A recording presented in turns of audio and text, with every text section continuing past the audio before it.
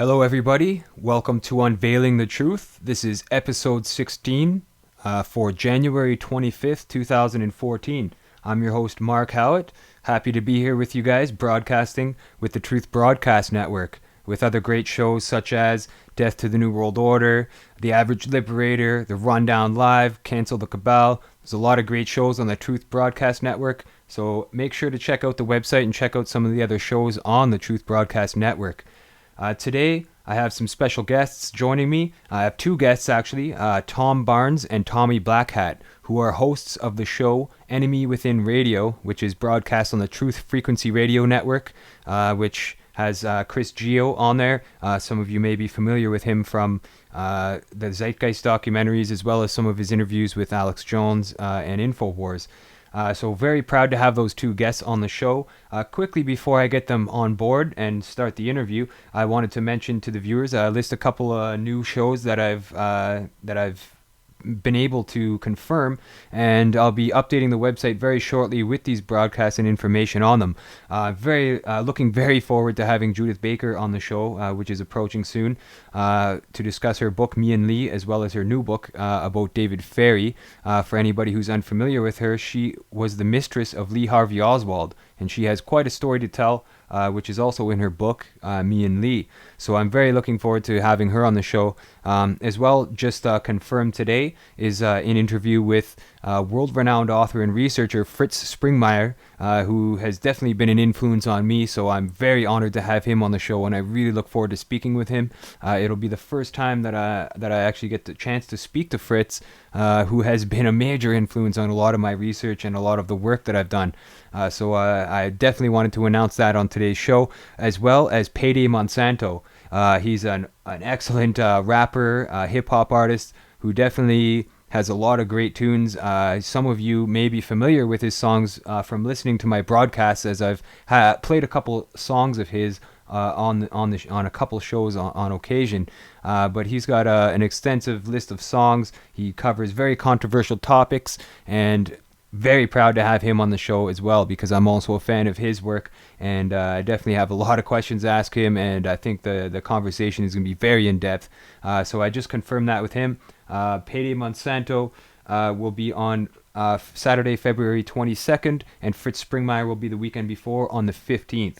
So unfortunately, I've had to move the Hitler Escapes to Argentina episode to later on, which will likely be on March 1st. So as I said earlier in the year, I'm going to be planning these interviews ahead of time and announcing them well in advance, so people can know who's coming on the show and what topics I will be discussing on what date. So those are the new confirmations that I wanted to tell you guys today. But without further ado, since time is short, this interview with Tom Barnes and Tommy Blackhat was pre-recorded because of the huge time difference between here and the United Kingdom.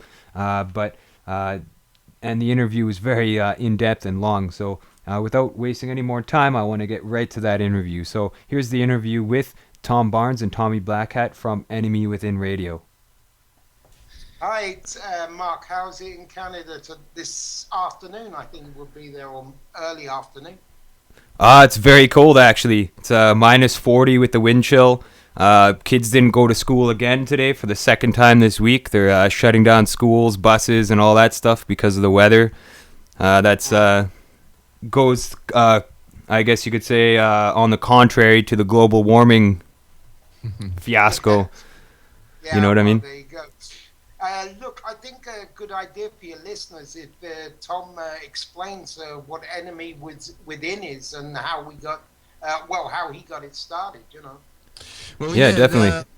We started Enemy Within Radio about 2 to 3 years ago now. I've always knew that things were out of place with the government and what they were telling us, the official story of things. But I really got woke up 2 or 3 years ago by a few documentaries which a friend sent me. The first one was actually Loose Change, and it always questioned 9/11. And when I saw that, I realised that there was people out there who actually thought the same thing as I did, and then we started doing a show, and I wanted to talk to people across the world. So basically, we started an open mic show where people jumped in from all across the globe. We had callers from Australia, from Canada, from the US. And then we carried that on, and I started a podcast about a year later. But it was tough getting a co-host who was available all the time. So it went away with the wind for a bit, and then actually met up with Tommy at Bilderberg 2013 last year, and we just started up the podcast, and we've been going from strength to strength. We've started the website. Um, Started a proper show on Spreaker.com/enemy within radio. I'm sorry, I'm on radio. Oh yeah, that's great. So you guys met at Bilderberg 2013, and then just got discussing things, and then that's how everything got into fruition, I guess. Yeah, basically Tommy was doing the same thing I was. He was just handing out cards at Bilderberg just to spread information about what he was doing, and we were spreading information about what we were doing. And I got one of his cards, he got one of mine, and then we actually just started talking on Skype. It's been an absolutely fantastic thing, even though it was so locked down in the Watford Bilderberg convention. We're a mile away from the hotel. We were set up in a free speech zone, as they designated it. Yeah. And we had helicopters constantly going over the top. It was basically like a festival, really. It wasn't like a protest. Yeah, exactly. The thing about the Bilderberg was that was a frame up in many respects, and a lot of people used it in a beautiful June summer day. You know, it was warm weather, and luckily it wasn't pissing down with rain. A lot of people went there just to, you know, pluck their banjos and sort of, you know, let's say, let the hair hang loose and, you know, be happy, you know. Yeah. There wasn't really, apart from when Alex was there stirring up the, you know, the serious part, a lot of it was drowned out by a lot of just, I don't know why a lot of people were there, to be honest with you. All the roads outside were actually closed down. Yeah, no, it was an incredible military and police operation. We met up with one guy at the hotel where we were stopping. Actually, We Are Change Switzerland was stopping at the same hotel we were at. But we met up with this Scottish guy, and he explained that the best, he said, that they'd set up martial law locally. And that's what they've done it county by county. So they basically just designated martial law on this county. And we actually, when we arrived, me and a friend from Enemy Within Radio, we nearly got arrested on the day before. Because we were coming up just to film what was going on. We were going to film the front gates and the security around. And then we went up to a police officer, and he said, "Oh, you can't come round here, but you can go around there." So I was like, okay. So we went round this path. And it's like, okay, so the path leads all the way around to the other end, so we can just walk towards the gate from the other end. So we go all the way around, and then a police officer, as we're approaching the gate, he runs over the road, and he says, "Oh, you're breaching the Terrorism Act." And I was like, all right. I was like, yeah, and I'm like, I'm only filming. I'm not part of any protest or anything. And he was like, okay, well, I'll not arrest you this time, but if you walk up there, I'll not arrest you. There was, Tom, to be honest, a lot of, initially, a lot of paranoid police around. But by the second day, everything, when I arrived, most things had calmed down, because the hysteria locally and in the press leading up to the Bilderberg was phenomenal, in the respect that no other Bilderberg before Watford had ever been covered in such an intense way. Even the national media was covering the fact that it was happening, which had, you know, it was extraordinary in that respect. And because of the massive, I mean, the overkill, I think actually they're probably, if you took it person for person, there were probably more police there than the so-called demonstrators. And when they found out that we weren't a bunch of bomb-throwing anarchists, you know, completely out of our minds, out to destroy capitalist businessmen, And I think by the second day they had settled down to a sort of routine where they were asking protesters more about what they were defending, because they had Hmm. no idea who the Bilderbergs were, and went away. A lot of the police probably more informed and with a better understanding of what the event was about than could ever have been organized by the protest. Yeah, basically the Bilderberg security operation was a testing ground. The police were using new tactics and testing it out. They had these police liaison officers. It was the first time they've ever been used, in blue jackets, who were basically like police officers who want to be your friend and Hmm. coming up to you, starting conversations. Oh, what do you do? Oh, tell some information, and just having a normal chat as if it was a normal person. But they've later used those police officers in fracking protests and more high profile protests later on, recent ones. Hmm. You know what is important for the listeners, anybody out there who probably hasn't got the background? I'm sure most of yours do, Mark, and I know that Tom's listeners, most have a knowledge basically of the Bilderberg. But Bilderberg is the if you like, the implementing and planning side of what was the Jekyll Island Federal Reserve meeting back in 1913, and of course gave us the Federal Reserve in Yeah. 1914. And it's funny that these two things nearly coincide, because Bilderberg comes out in 44 as an idea between Prince Bernhard of the Netherlands and Prince Philip well, he's the consort to the Queen of England. And the Bilderbergs themselves as a group are basically, you've got to think of Bernhard, yeah? I mean, the guy was a Nazi, he was a member of the SS, so you get the idea of the Bilderbergs. What they did is they consolidated the planning wing of the moneyed financial establishment into a planning operation for the latter part of the 20th century. Hmm. Yeah, it seems like the Bilderberg groups, the members of that group, definitely don't want people to know what they're discussing during their meetings, as well as the plans that they're implementing. And yeah, the membership of the Bilderberg has definitely been controversial throughout the years. With the Well, I membership. mean, as far as I know, there is an American law that says that any public servant, which really in actual fact includes the President of the United States, but also means senators, congressmen, members of business corporations, cannot meet in secret with foreigners on any in any circumstances, because it is against the United States Constitution. There is a Mhm. law regarding this, which Yeah. they break every year. Yeah, absolutely. And that's why they're so hated. That's why people gather and protest to dispose of this group. But it's good to see that there are people going.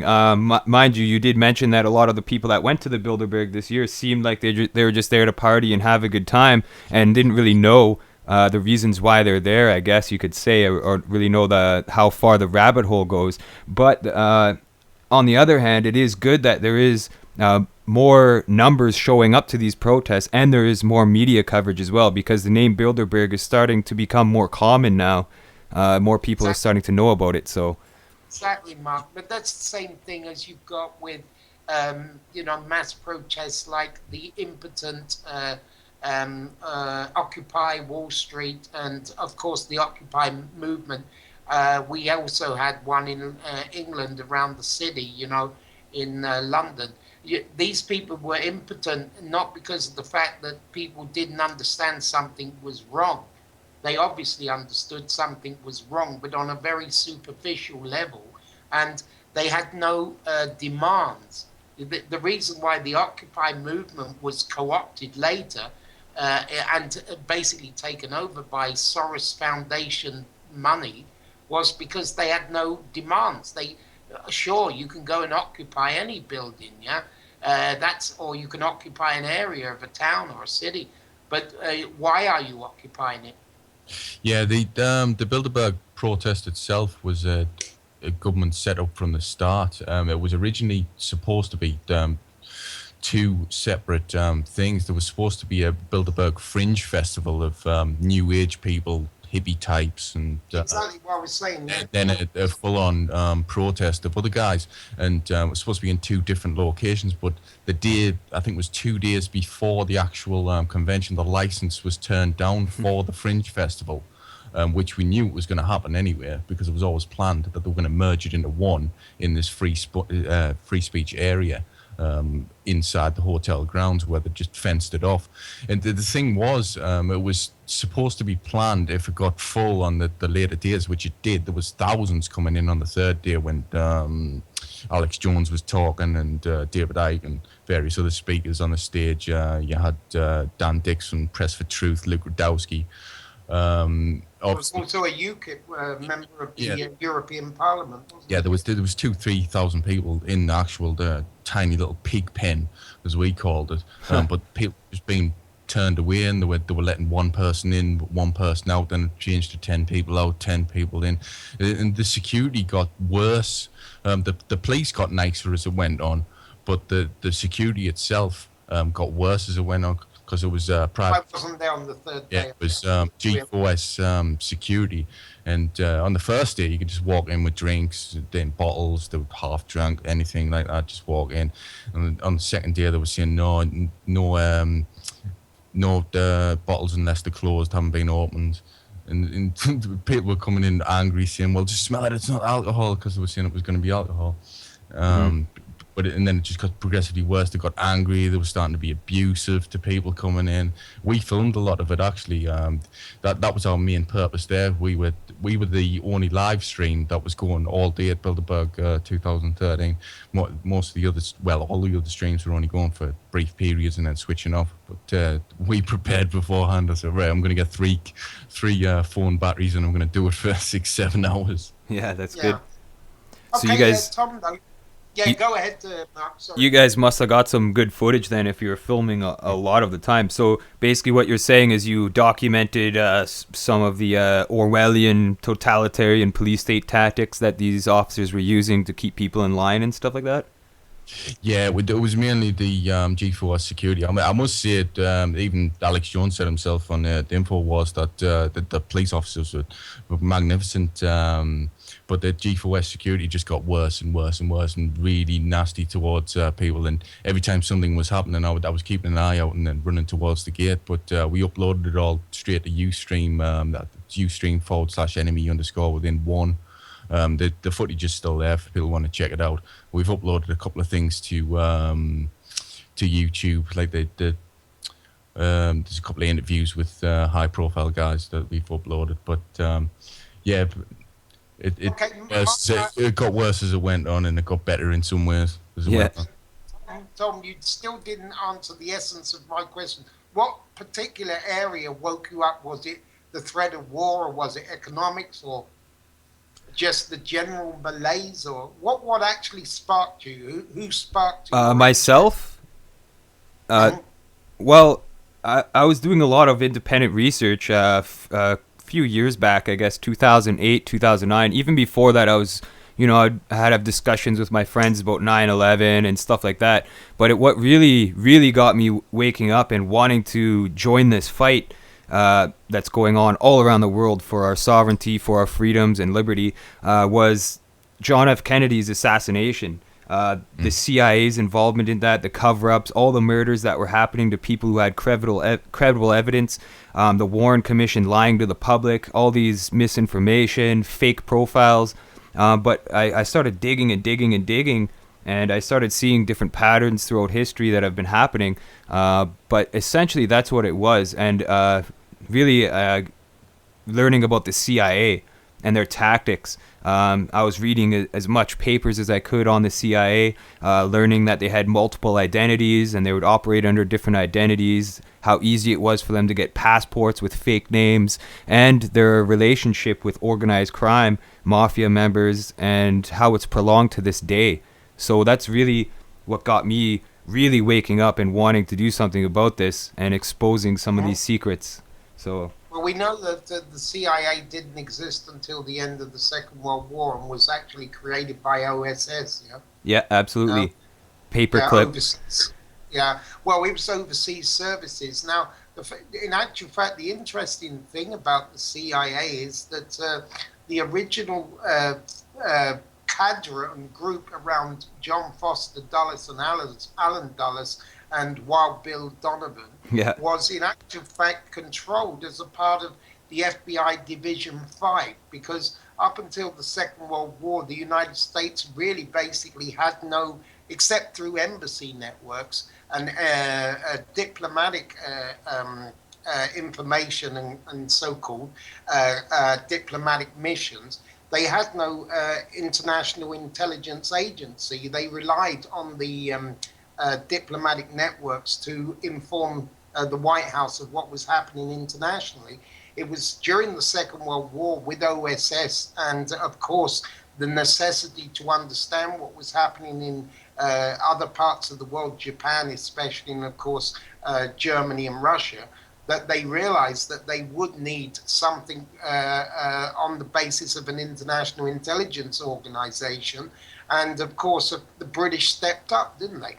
As usual, because they've had SIS since Queen Elizabeth I back in the 1500s. Yeah, Yeah, John D, I think, founded that, didn't he? exactly. It was the original 007. Yeah. Yeah.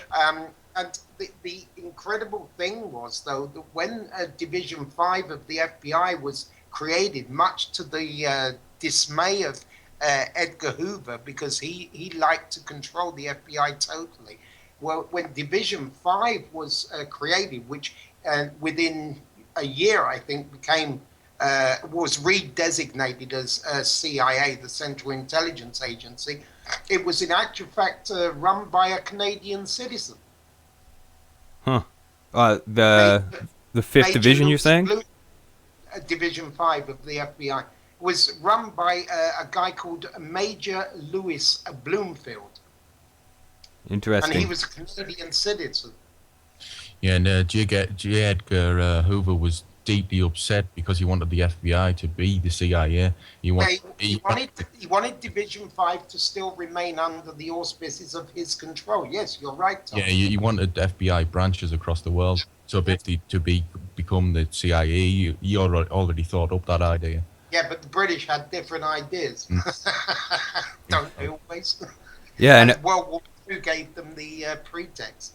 yeah, yeah, it's cool that you guys are from the UK, from England, because like I haven't had any guests from that region on the show, so you guys are the first English guests that I've had on this show, and that's something that I've also been involved with researching is the royal families and like Chris Everard's research and his work into the occult and stuff like that. And being from Canada here, we have like the Royal Canadian Mounted Police. All our highways are dedicated to the Queen. There's a crown on it. We have crown land because of our history with the United Kingdom and the British. Even when the Canadians marched on Washington and burned down their White House, that was done through the United Kingdom as well, through the Queen. And of course it was. No, you've got to remember, this is something that in world history a lot of people do not understand. First of all, the occupation of England through what we called in 1688 the Glorious Revolution, which was run by a guy called the Prince of Orange. Yeah. The Glorious Revolution was when we were finally taken over financially and through the debt that was owed to the Dutch banks, which goes back to James I and his son Charles I, who got his head chopped off because of this.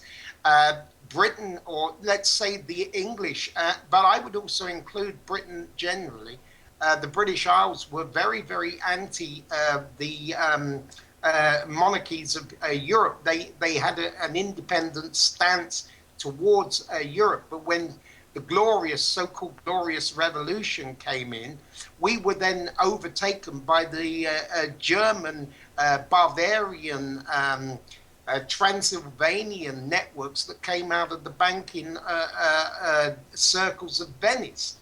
And so you have to understand that Britain itself, I mean England especially, has been occupied, and we have been the what you would call the militia or the military arm, which has dedicated itself to also, ever since the revolution in the United States in 1776, to destroying the new upstarts that is the United States of America.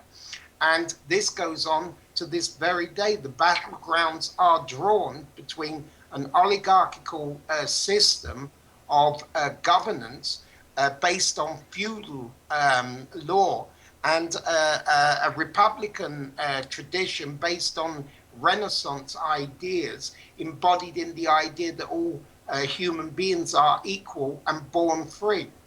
Yeah, the British royal family, the rule under the false paradigm today, that they don't have any power. So what to push out through the British press and the world press that royalty no longer has any power.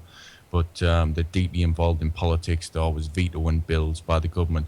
The government actually has to go to the Queen to ask for a lot of things. They've got to ask the Queen to go to war because it's her army. Mm-hmm. Well, Mark, you must know that for a couple of years, a few years back, your government nearly was paralyzed because of the what do you call it? The oh man, it's run out of the British Foreign Office. You have a representative of the royal family who can veto a Canadian parliamentary law and actually prevent them from passing new laws. Yeah, I like don't know. High Commissioner. Sorry.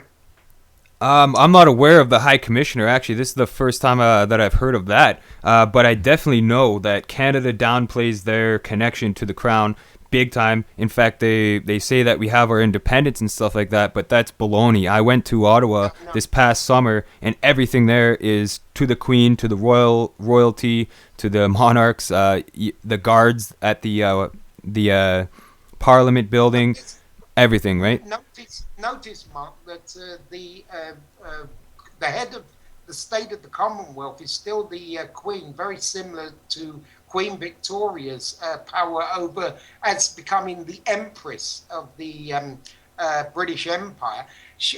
Have a look at this. The Australians, same thing. They have a Royal High Commissioner appointed by the Queen of England who has veto powers over Australia. New Zealand, same deal. Canada, same deal.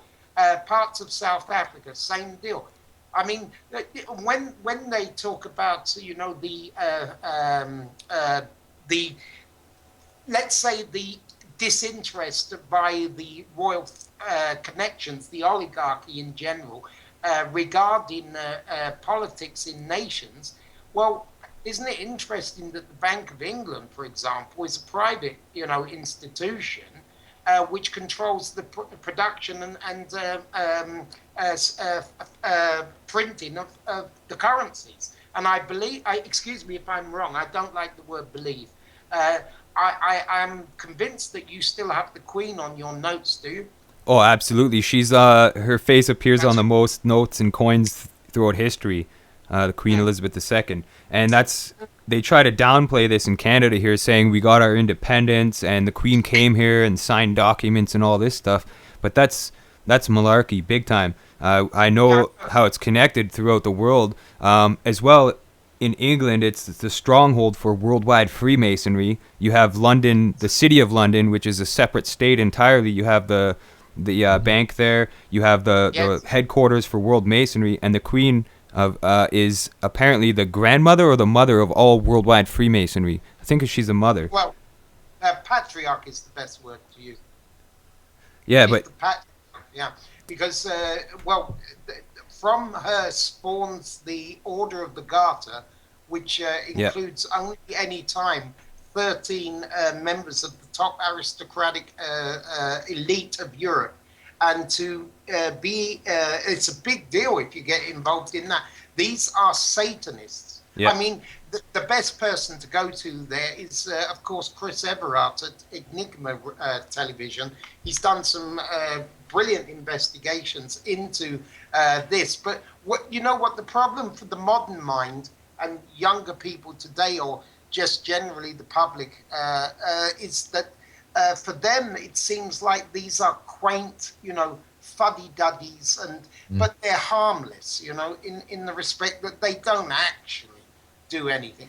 They are completely wrong, because if you look at the directors of the major surviving banks after 2008, all the bailed out banks, you'll find on their board of directors, and it's like a revolving chair, you will find Sir, Lord, and Marquis, and so on. I mean, these people still wield huge influence. And you've got to link up the Freemasons, which in actual fact started off as the Masons as a group during the 1400s in Italy, was in actual fact what it sounds like, Masons. These were people involved in skills like architecture, involved in building, road, building, etc., infrastructure, basically. And the Masons were a group of just professional, it's like a union in a way, but it was quickly infiltrated by people connected with the Vatican and by people connected with the banking system. The same way as if you look at the United States trade union movement during the 50s, 60s and 70s was basically overtaken by the outside. They no longer represent workers. I mean, you look at the Jimmy Hoffa case and you'll see what I'm talking about. Yeah. Yeah, it's absolutely hilarious that they say that the royal family have no power. She owns 2/3 of Canada. Well, they're one of the biggest landowners in the UK, obviously, and they own a sixth of the world. BP Oil is still the royal family's. They just changed the name. But it's funny how you mentioned the Bank of England, Tommy, because there was a documentary not long back where they actually got access to the Bank of England vaults. It was a documentary about gold. It was just about the metal itself. But they got access to the Bank of England vaults. Went through, and there's thousands and thousands of bars of gold. And the documentary maker that asked, "Whose is this gold?" "Oh, that's the Queen's." Yeah, and I seen a report. I think it was in a documentary or something, where they said that the Queen doesn't have much money, that she's really broke, and they're suffering, especially in more recent years, that they don't have this claim to this massive fortune, but they're obviously going to hide that fact. You know what I mean? They hide all the assets. Yeah. And there was a news story recently saying that the Queen was down to her last £1 million. It's like it's some Victorian novel. Please, sir, more. Yet she's on all the coins and bills in Canada and other countries around the world. And I was just watched a film too. You just have to excuse me for a moment because I can't remember the name of this island. It's just off the coast of Argentina, and the Argentinas went and reclaimed that island. The Falkland? Yeah, the Falkland Islands, yeah. Yeah, the Falkland Islands. And it should be called the Malvinas. Yeah, exactly. And the Argentinas went to that island and dispelled the United Kingdom's guards that were there, but the Queen sent an army over there to reclaim the island because... Yeah, well, that was Thatcher's greatest moment. The thing here, Mark, you have to understand, the Malvinas was a setup. That was a deliberate provocation against the Argentines because of the oil that is potentially around, and BP and Royal Dutch, notice Royal Dutch Shell, wanted to protect the I think it's 30-mile or 300-mile something sea. You have this law around any piece of land that you own. It has a 300-mile limit within which it becomes part of your sovereign territory, and gives you, of course, the exclusive drilling rights for that particular area. Now, the provocation against the Argentinians was very, very deliberate by incorporating it forever as a sovereign part of the British Isles.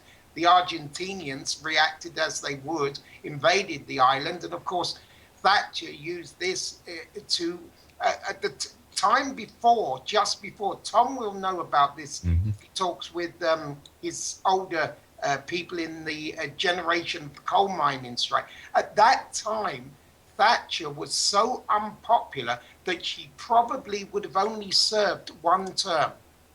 But the Malvinas or the Falkland Island thing changed all of that and shot her into prominence, and also aroused, of course, the patriotic fervor of the British bulldog, and gave her the excuse to not only send out our military on a crazy mission to retake the Falkland Islands, but she became the icon. That's when she got the it was firmly embedded after that. They didn't call her Margaret Thatcher anymore. They called her the Iron Lady. Yeah, she was one of the biggest psychopaths to ever run the UK. I seen when she died recently, I seen there was celebrations in the streets over there. Well, yeah, I live in the north. Tommy lives in the south, but I'm actually from a coal mining town.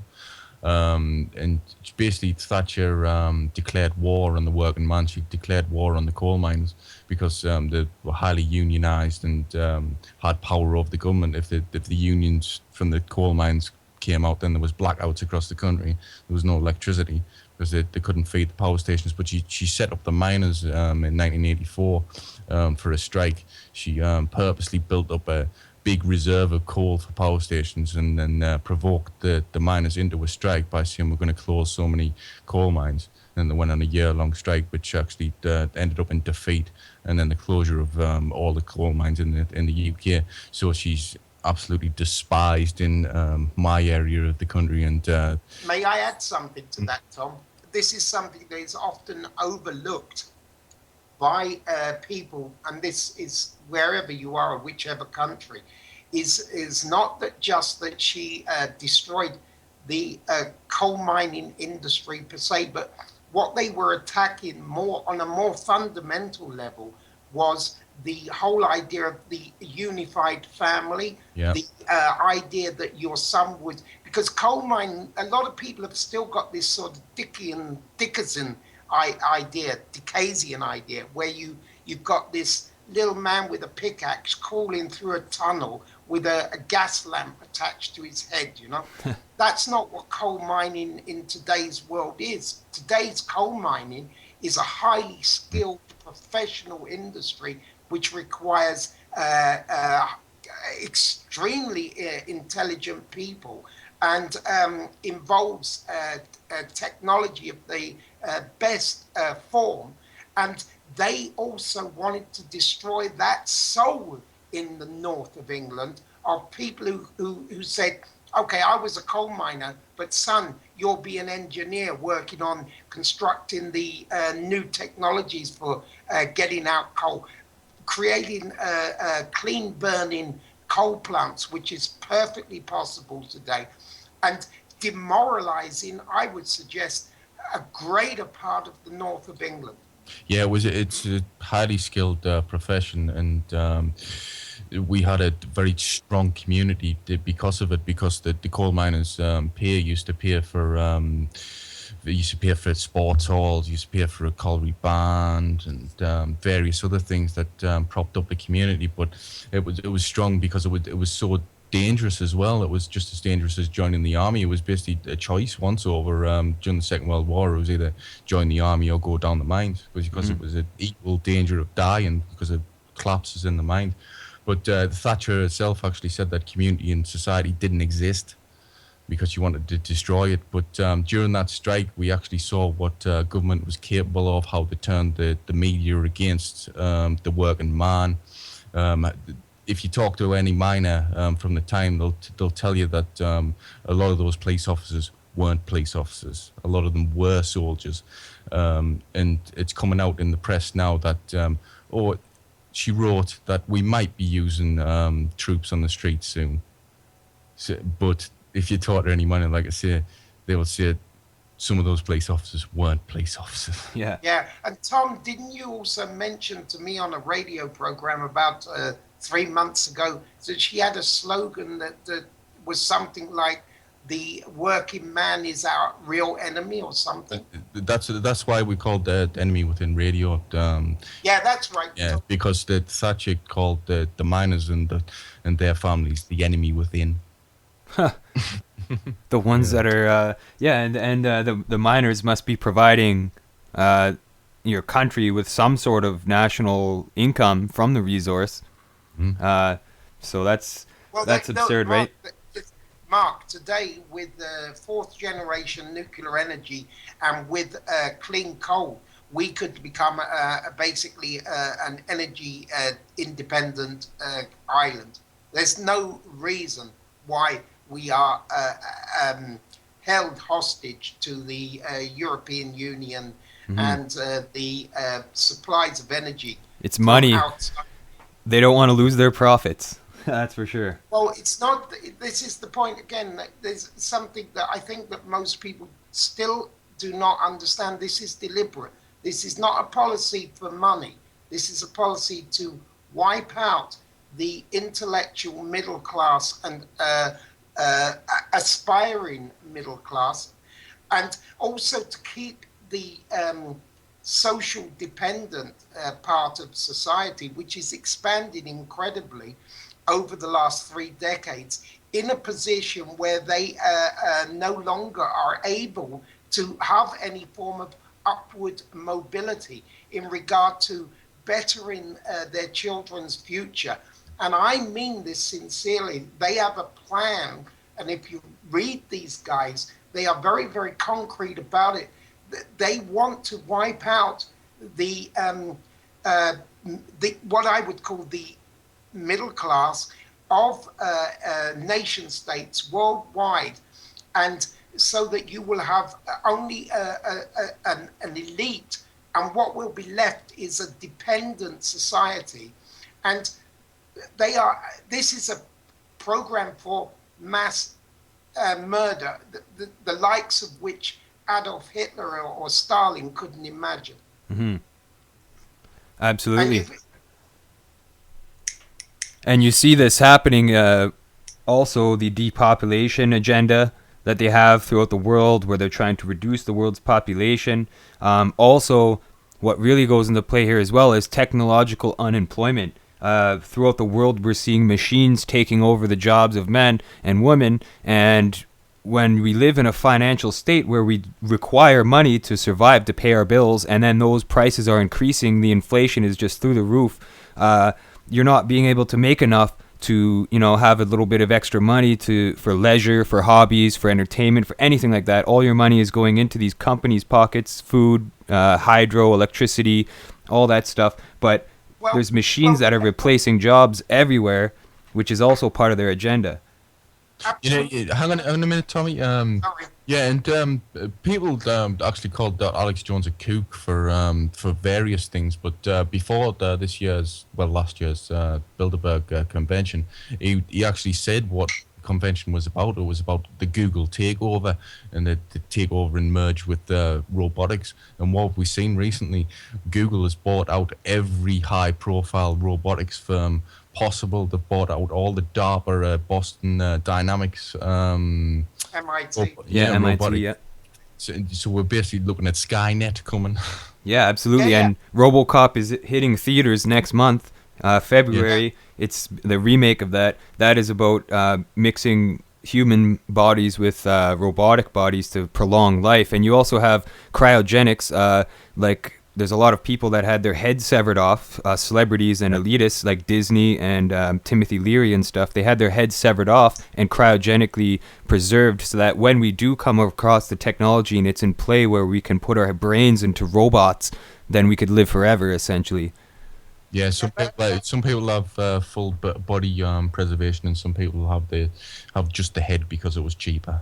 Yeah. But okay, without the fun of it, the society that these people are talking about can only sustain an elite of about 250,000. That's 250,000.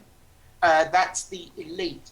Underneath that, they estimate that of so-called human workers, that their figures vary from 500 million worldwide to 1 billion.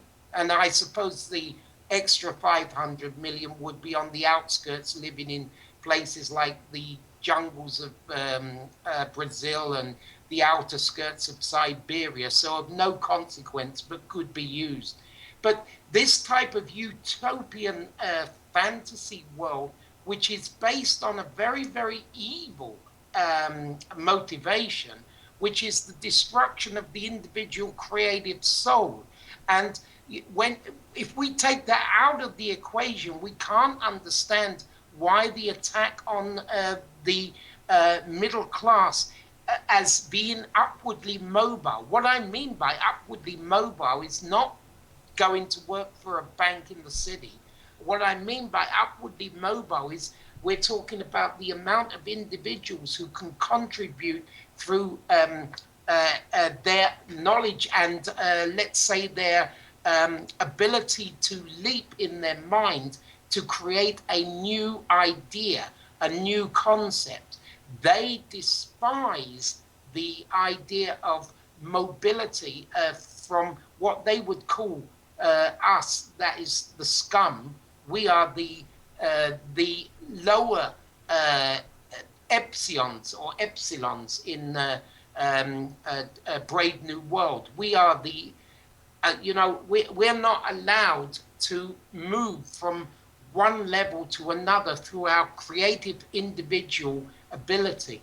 That is what they want to crush. And by doing that, they are actually crushing what they consider to be the human spirit, which has always been a threat to superstition, oligarchism, the whole idea of the cult worshipping satanic rituals, which are expressed through the Order of the Garter, the Illuminati, as they now have been identified, or simply you could just say the New World Order. It is the crushing of the human spirit. Absolutely. Creationism, expression, all that stuff. They want us to be obedient robots, living life by the textbook, which is also why they alter history. They write our history books and teach it in our schools so that our children are indoctrinated to these false realities, fictional realities that they've created. And a lot of... Well, look, what is the biggest... We're on the brink of thermonuclear confrontation worldwide in China, spreading across through the Eurasian heartland into Russia and right the way down to the Middle East.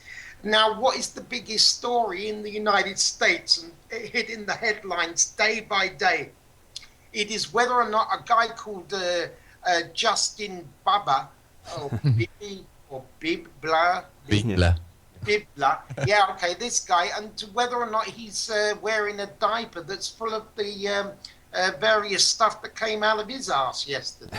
I mean, the guy is of no significant interest, and yet Absolutely. You've got people hypnotized. And you remember Tom? He's actually from Canada, right from the same province as I am, and we get that in our media too. Justin Bieber, what did he eat today? What did he do last night? Well, it's absurd.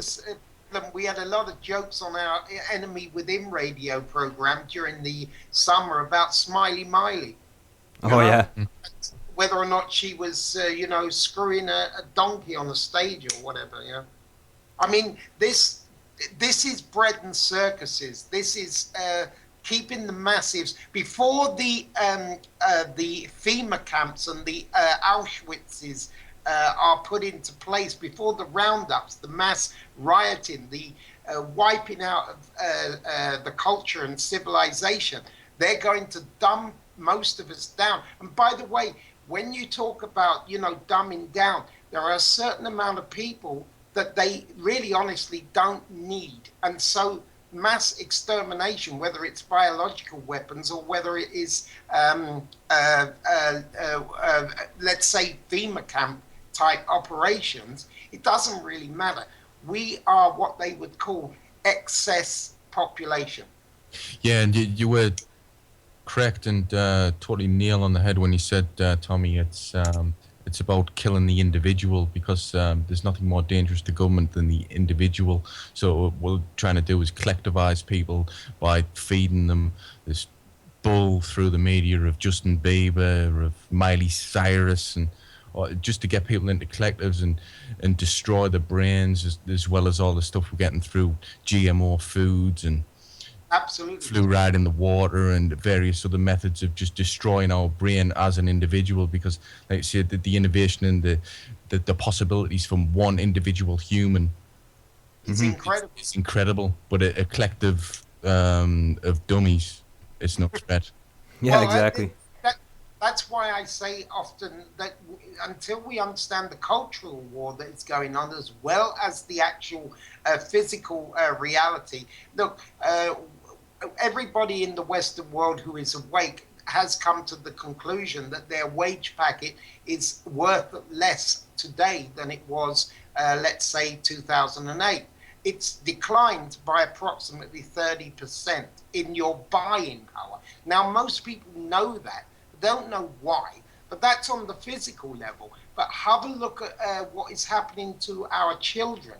I've got hanging on my wall a headline from the Daily Mail from the summer, and I always look at it every day. It's a girl called Hannah who was 14 years old, and because of her obsession with Facebook and being bullied online, she killed herself. And I've got a picture of her, and there is a beautiful 14-year-old girl with that could be my daughter at that time, you know. And I look at it and I see how many of these are going on day by day. But it's not only the ones that commit suicide. How about the amount of them that are caught up in the nihilistic, non-future, non-thinking?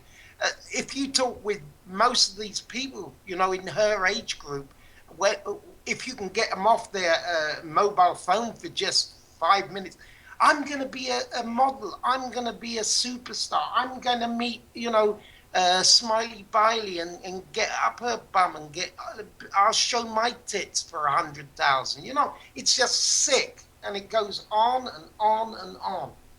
Yeah, and it's wrong. absolutely. We And are being dumbed down.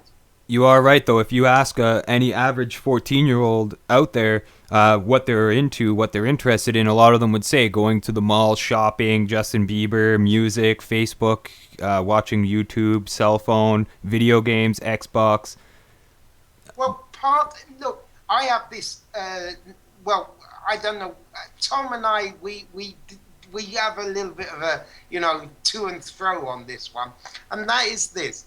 Look, a part of MK Ultra, which was the CIA program for brainwashing techniques used on individuals during the period from, well, basically the early 60s, and a lot of it financed through CIA operatives, was not just the LSD experiment. Yeah, it wasn't just that. It was the whole tradition of changing people away from classical music, classical literature, and pumping out, well, garbage, basically, repetitive, nonsensical rubbish, which created instant stardom. And you see that accelerating during the 60s. That was one of the cornerstones of MK Ultra. Yeah, total mind control.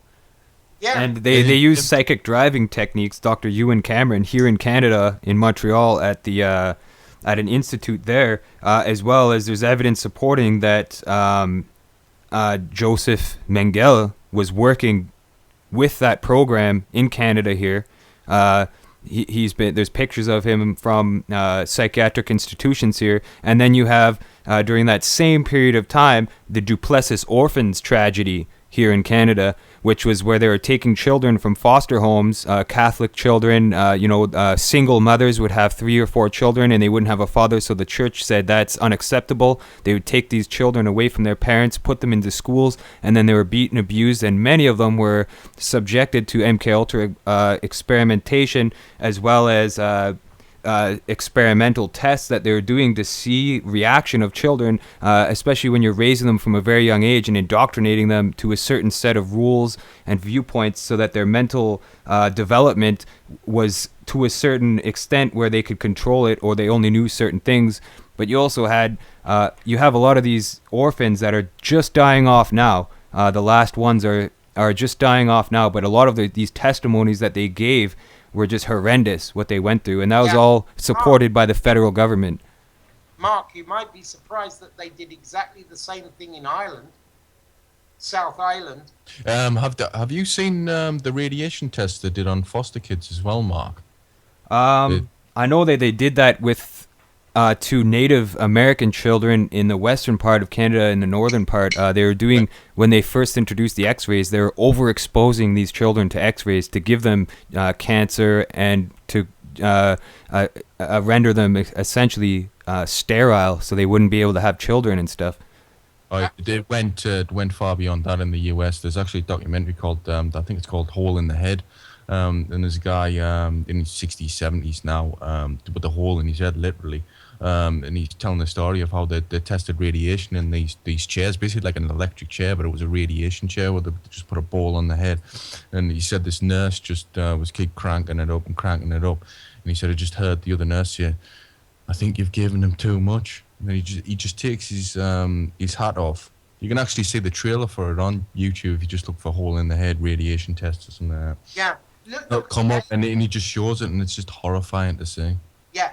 Again, you see, I'm sorry I have to keep doing this, but for the listeners, the average listener out there, they will say, yeah, but these are, sort of like maybe only 10,000 or 100,000 people using these experiments. It's nothing to do with me. They are wrong. The results of all of this experimentation have been used on a broader and broader scale. Look, when you look at the average IQ, and I'm not using IQ because I'm not so much into the IQ. I always think that the essence of intelligence comes burning through the soul of the human individual in the search for individual freedom. But if you just simply take IQ levels in countries like England, the United States, the amount of people that I'm running into who are unable to communicate. By the way, our radio program would be too highbrow for them to understand because they don't ever come in contact with this type of conversation. Yeah, you've been seeing, actually, Tommy, people coming in your house when you're playing about the radio show, and they're saying, what Tom's saying can't be right. That can't be right. Oh, yeah. Absolutely, they are amazed that there is another person on the British Isles. LaRouche once made a really great joke with me. I was in Wiesbaden and I was forced by Joe Cohen to go over and meet LaRouche. I didn't have really anything to say. But anyway, he heard that I came out of the Copenhagen network, and he said to me, do you know how England was created? I said, I knew he was going to be doing something funny with this because it was like too stupid a question. So I said, no, all right. So he said, it was 2 French fishermen got drunk one day, floated over the channel and landed on the shores of England and opened a pub. And he said to me, by the way, we've got a solution for the English problem, the British imperial problem. I said, what's that, Lynn? He said, well, at the bottom of Loch Ness, there's a plug. There's a huge plug. All you have to do is pull it out and then the whole thing will sink. Yeah. Yeah, but what he was indicating on a more, I know that it's humorous, but on a more fundamental level, is that there are centers in the world of intellectual degeneracy and an Aristotelian world outlook, which is they look at the average Joe on the street, and they think of them as, you know, the result of what happens when you deny people the chance to read classical literature, to listen to classical music, to involve yourself in scientific studies and the beauty and of this universe and the wonder of the deep seas. And you know, I mean, the amount of beauty that is in this world is all being, you know, focused into whether or not what's his name, Mr. I shat in my pants, what's his name, Joe, what's his name, Bieber? Yeah. Justin Bieber. Yeah. Okay, they focus all of the attention of young people into increasingly bizarre cult worshipping. Do you remember, Tom, in the summer on our radio program, I described about something called One Direction? One Direction, yeah. That's it. I finally got it right. Hey! Okay. There was the girl who killed her animal.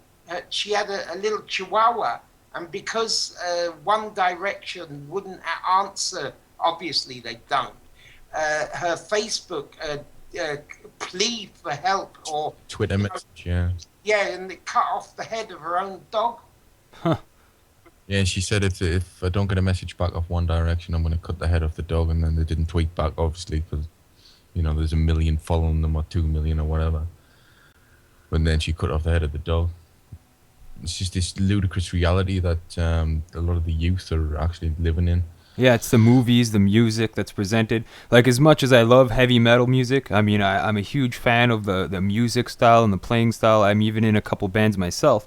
But if you look at the way plants react to music, there was tests done by CIA members on plants, as well as other independent tests, but they played classical music to plants, and they would flourish and grow. They played metal music in the other one, and the plants died and withered. So, and they're putting all this music out there right now that it's just killing. Hang on a minute. What's he doing to you? Sorry. And this is where Tom and I, yes, you know, fuddy-duddy. Exactly. This is where me and Tommy actually massively disagree, because he always talks about how video games and how music control society, but I think it's been I didn't say that. It's a third of it. Yeah, but it's been debated for decades, and it's been disproven many times. And has it? Yes. And how comes the IQ? How comes the IQ? Hang on.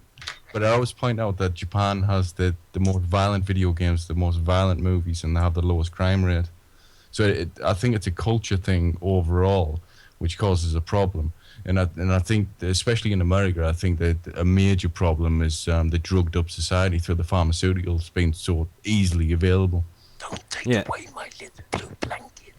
Don't take away my... Yeah, it is up to the person who's actually perceiving the information to act like that. It was the girl's choice to cut the head off her chihuahua, but you can't exactly say that with definitive proof that it's the music that made her do that, or that it was a movie she watched or something. It does. It's just like the gun argument, right? It's not the gun that's killing people. It's the mind, the thought to pull the trigger. Right. The cultural matrix within which we are living is a definite controlled cultural matrix.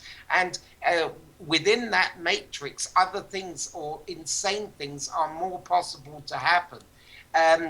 When what you are doing is with the recent flood of movies, I think it started with Terminator, but ever since then, or you could even go back to Thunderball, and you will see that the more, this is not entertainment, this is conditioning. Yeah, it definitely influences people to do these things. Definitely, I will give it that. And if you have a weak mind, then you're more susceptible to doing something violent, or, you know. But why would a weak mind? It's because it's generational, isn't it? Yeah. Your parents would have had a stronger mind. You might have a weaker mind, but what is going to happen to the next generation that only grew up in that? And by the way, we don't have enough time for all of this because basically there is a tipping point in the history of humanity which creates a blowout. There's an inbuilt clause where collapse doesn't. It starts slow. It's like the way in which a snowball runs down. If you start with a small snowball and you run it down a mountainside, at the end it suddenly becomes a huge, and when it explodes, it takes everything down with it. And that's where we are in 2014. We are at that point. We're heading for a major collapse in, if not next year, the year after, and the longer it takes to happen, the bigger the implosion it's going to be. And the less that people, because of the ongoing propaganda and the brainwashing of the people generally, when it happens, they will be less prepared for how to deal with it. Yeah, we're being fed this line in the UK, and they're being fed the same line in the US, that everything's picking up, there's growth in society. Well, obviously there's growth because you're pumping the economy full of fake money. You're just printing money every day. People are moving off jobs, they're moving off welfare and going actually on sickness benefits, on sickness social security, so they're off the figures now, so the job rates look like they're up. It's just these falsified figures that they're pumping out. And if you do get a job, I mean, who really wants to flip hamburgers from McDonald's? Yeah, absolutely. And I'm seeing that problem too. A lot of people I know are getting out of university and college after spending $40,000-$50,000 on 3-4 years of education, and they have to pay off this debt. But the only job they can get when they get out is flipping burgers or working at a call center or Tim Hortons or a coffee shop, because there's no. That's exactly the same here in England. Yeah. I've got one-on-one experience with people who are fascinated with your information and with Tom's information, and sometimes they even listen to me. And the point is that they are youngsters who still have a vibrant interest in learning things, but they are under such extreme peer pressure, etc. And when they do get through their degree, when they get their degree or whatever it might be, their piece of paper, you are right, they end up with meaningless. Well, you don't need to go to university to know how to work at a call center, do you? Yeah, No. I left school in 1998, and all of my friends who went through, a lot of my friends who went through university had the same story. They came out of university. The one girl I knew, she had a sports degree. That's what she lived for. It was sports and fitness. She was going to become a sports instructor or whatever. Now she's working in the call center. Yeah. And that's what she lived for. It killed her whole drive. That's what her whole drive. She was a fitness instructor. She just didn't have the job. And then there's various other people who've trained up, and they're just in meaningless jobs. I mean, there was one girl. She got straight A's from school, and she went through university, and then she's serving people behind a bar now. Yeah, and you know what? There is also involved in this another thing, which is the corruption of the human soul again, which is cronyism. And that is the offering of people who are fitted into the group or the social structure, or if your father or mother has connections, you get a job even if you're a dildo. Yeah, that's the way it works for masonry as well. Your father, son, etc. Absolutely, which is one of the reasons why the so-called ruling elite over the last 100 years have degenerated to the point where our Prime Minister in England, David Cameron, call me Dave, he thinks that polar bears can't swim. Yeah, that's one thing is it huge over there as much as it is here? Kate and the Prince and all. Yeah. It's a cult here. Constant barrage of media just crap especially through the tabloids of the royal baby, the royal family. I was going to mention earlier, actually, it's such a ludicrous thing in the 21st century for, especially in other countries, to see heads of state like that, just because they're born into this and they wear a fur coat and a funny crown, somehow they are more powerful, they're better than other people. And that's basically why America was created in the first place, to get rid of, to fight against everything we were in the UK, and then build something a lot better, in which it was, and now was being destroyed. Yeah, and that's exactly why, Tom, I said that you've got to remember that the British Isles is an occupied territory from the Venetians, and now we are, well, under our name, the occupation of the United States is the crucial, let's say, the punctum Gonzales, meaning the focal point of the operation of all the oligarchical networks throughout Europe, and that includes elements of the Vatican, etc., to finally, let's say, extinguish the spark of humanity on this planet. Yeah, and basically in the UK, you're living under the biggest surveillance grid in the world, especially in London, and it's the biggest nanny state in the world. I also hear that it's also the most fluoridated place in the world for water fluoridation. I don't know. It is in areas. It's not actually that bad. It's not fluoridated where I live, but I think it is fluoridated down where Tommy lives. But Isn't it like? Isn't it one of the only places in Europe that is fluoridated? Yeah, it is. Yeah. Yeah, we have a problem down here because London spills out into the community around. So London, although it is only officially about 8 million, if you look at Greater London, you're talking 25 million. And the spill-off from that, it's the most densely populated area, I think, nearly on the planet. And the thing about that is that our water is pretty crappy anyway. It's hard water rather than soft water. And in order to keep it, they used to just put a little bit of chlorine in it and so on. But gradually over the years, when I came out of hospital, and I haven't been living in England for quite some years, yeah, and I came out of hospital and I was living in a place called Hastings, where the Battle of Hastings happened in 1066. The water coming out of the tap actually smells. It stinks of chemicals. It's not a joke. You can smell it. You just turn on. You can smell it in another room when the tap is running. That's how bad it is. We had a contractor came into the place where I work, and he'd been working in Sweden for some time, and then he came up to the UK. He was working in London, and well, around London somewhere, and then he came up to the place where I work in the north. And he said that the water was so pure in Sweden, it was unbelievable getting shower and drinking the water. But when he came over here, his skin was actually hemorrhaging, bleeding from his skin. He was showing the scars and everything, man. Yep. It is that bad, especially as you go closer towards the city centre. It's the change of the water, especially from totally pure to fluoridated, chemicalized water. Well, I mean, I only drink bottled water now, and especially in the kettle in it for tea and coffee. But if you actually, I'd tell this to anybody: if you drink bottled water, nothing but bottled water for a week, and then try the water out of your tap, you are right. You will just taste straight chemicals. Yep. Mm-hmm.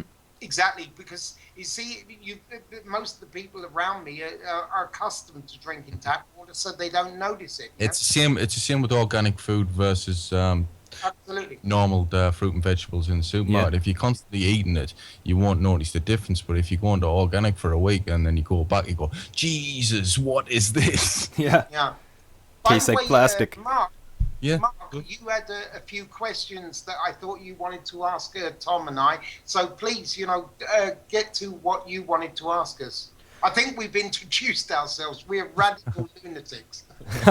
Oh, it's good so far. I think we definitely covered a few topics that I really wanted to get your opinion about, as well as information about your show and stuff. But you sent me a package Uh, I guess it was a few weeks ago, Tommy, and it had some flyers in it as well as a card and stuff about LaRouche Pack, which is Yeah. something that you've been a member of, and also there's a lot of Infowars information on there and links and stuff like that. Are you guys like linked with or affiliated with Infowars, or what's your relationship there?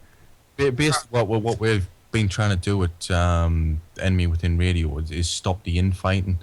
One of the major problems within truth organisations at the minute is infighting between groups Yeah. and people calling each other shills and just ludicrous accusations against each other. So what we're trying to do is join up as many people as we can and just get them talking. That's all we want. It's just people talk to each other, go on each other's shows, and so we promote everybody else, and we hope they promote us. That's all it's about. Mm-hmm. Yeah. And as regards your question about me, Mark, I go back to 1978.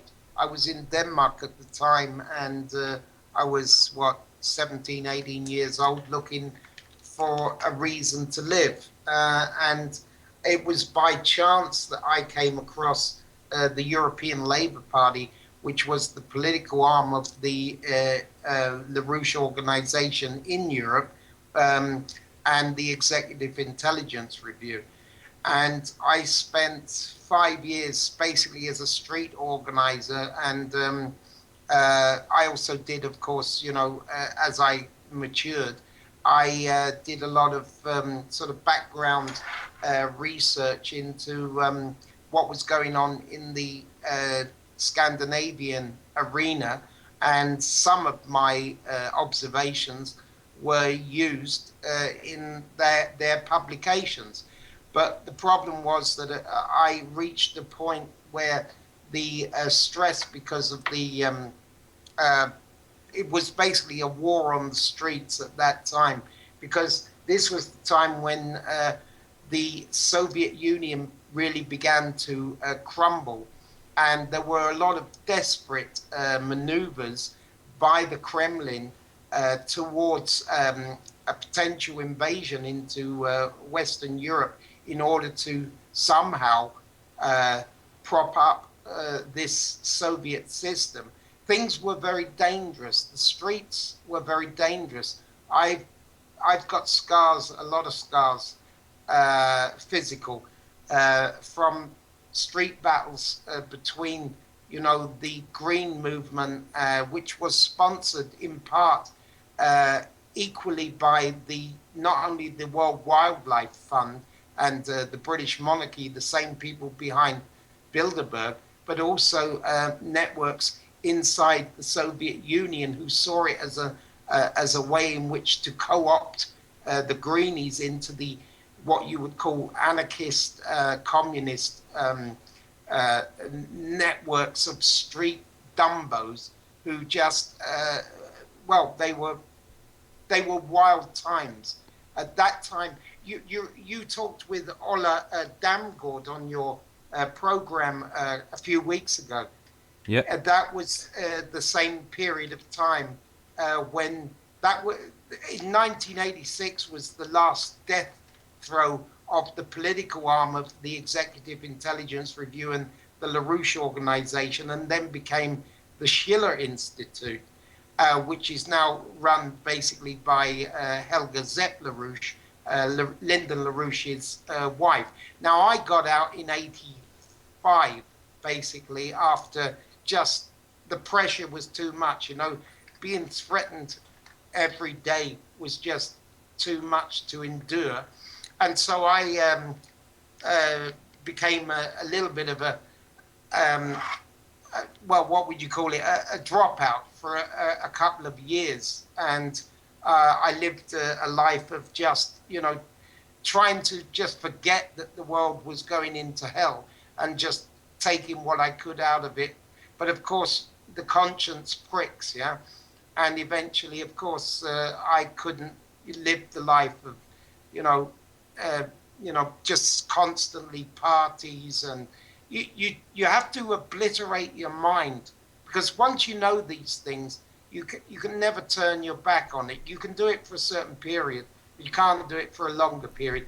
So I ended up, of course, going into the East Bloc, and there I set up my own sort of effort, which led me to incredible adventures and incredible meetings with very, very beautiful people right the way through the East. And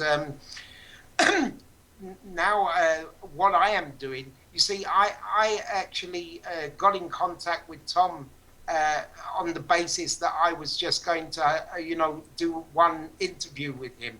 But we clicked so easily, understood each other so easily, that Enemy Within has become part of my platform in order to speak to as many people as possible. Because without Tom, of course, I would probably have never got to have heard about you, you see. It's quite hilarious. Well, twice a week we run, but I'll have my news stories, he'll have his, but we'll both be talking about the same thing. It's like he calls it a cosmic connection, but it's just weird how we run into the same things. Yeah, that's cool that you guys work together. It must be also helpful to have two people on the show just to have different perspectives, and it also makes it more interesting in a way as well. We bounce off each other, and the thing is, Mark, we'd love to also, get your perspective, and to also, if possible, because the more the merrier in this respect, in order to bring in different guest speakers showing the situation in various parts of the world, so that we are not just limited to. We have something here in the United Kingdom called the UK column, which is very fixated on the British Isles, and is quite a stiff setup. In other words, it's not very free-flowing. Whereas what Tom and I want to do over the coming period is to have dialogues with, and even trialogues or quadrilogues. You have those? Yeah, with people, and gradually consolidate these networks of just people speaking their mind on what we see happening around us, and using the research, perhaps not in depth, but their research and their goodwill, and to broadcast it to more people so that they say, well, look, I'm not alone by thinking that the situation is a little bit crazy at the moment. Yeah, there's too many alternative news sources which are just closed off. They're very closed off. This is our news. We don't want interaction with any other groups. And we're trying to do the opposite. We're trying to hook up with as many groups as we can, get their perspective. We're telling them ours, and then we promote them. Yeah, that's awesome. They promote us. Who cares, Yeah, like I actually started a group called the World Public Union, and that was back in 2011.